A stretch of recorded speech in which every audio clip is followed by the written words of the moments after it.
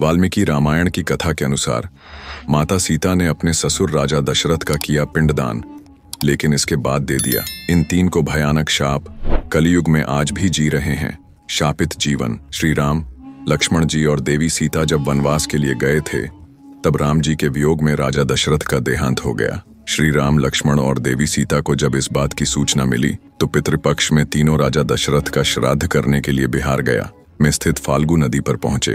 फाल्गु नदी के तट पर पहुंचकर श्री राम और लक्ष्मण श्राद्ध के जरूरी कुछ सामान लेने नगर में चले गए, जबकि माता सीता उनके वापस लौटने की प्रतीक्षा करने लगी। बहुत समय बीत जाने पर भी श्री राम और लक्ष्मण जी नहीं लौटे। पिंडदान करने का शुभ मुहूर्त निकला जा रहा था।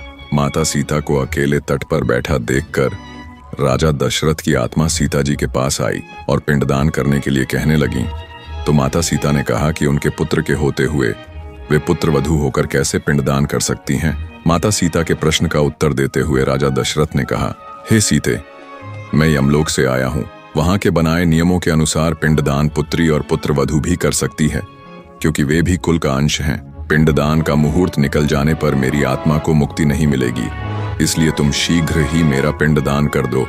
अपने ससुर राजा दशरथ की बात सुनकर माता सीता ने दशरथ जी का पिंडदान करना स्वीकार किया। फाल्गु नदी के किनारे बैठकर माता सीता ने मंत्रों का उच्चारण करते हुए अपने पितर राजा दशरथ का पिंडदान किया। पिंडदान के समय माता सीता ने फाल्गु नदी, गाय, केतकी के फूल और वटवृक्ष को पिंडदान का साक्षी बनाया। जैसे ही माता सीता ने शुभ मुहूर्त में राजा दशरथ का पिंडदान किया, उनकी आत्मा को मुक्ति मिल गई।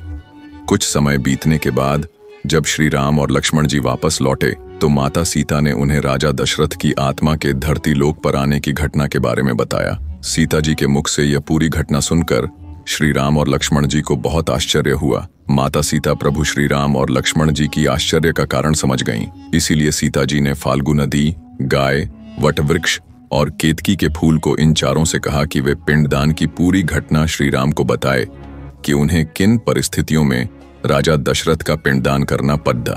लेकिन तभी ऐसी विचित्र घटना घटी जो हमेशा के लिए कलयुग से जुद्ध गई। वास्तव में चारों गवाह में से तीन ने झूठ बोल दिया कि उन्हें इस बारे में कुछ नहीं पता। फाल्गु नदी, गाय और केतकी के फूल ने झूठ बोला कि उन्हें राजा दशरथ के पिंडदान किए जाने की कोई जानकारी नहीं है, जबकि वटवृक्ष ने सच बोला कि राजा दशरथ की आत्मा के कहने पर माता सीता ने उनका पिंडदान किया था। वटवृक्ष के मुख से सत्य सुनकर माता सीता बहुत प्रसन्न हुई, जबकि बाकी तीनों गवाह के असत्य पर माता सीता को बहुत क्रोध आया। इसीलिए माता सीता झूठ बोल रहे गवाहों को शाप दे दिया। सीता जी ने फाल्गु नदी को शाप दिया, तू सदा के लिए रेत के नीचे बहने वाली अदृश्य नदी बन जाएगी। इसलिए आज भी फाल्गु नदी गया में अधिकांश समय रेत के नीचे बहती है। ऊपर से देखने पर वो सूखी लगती है, पर रेत हटाओ तो नीचे पानी बहता है।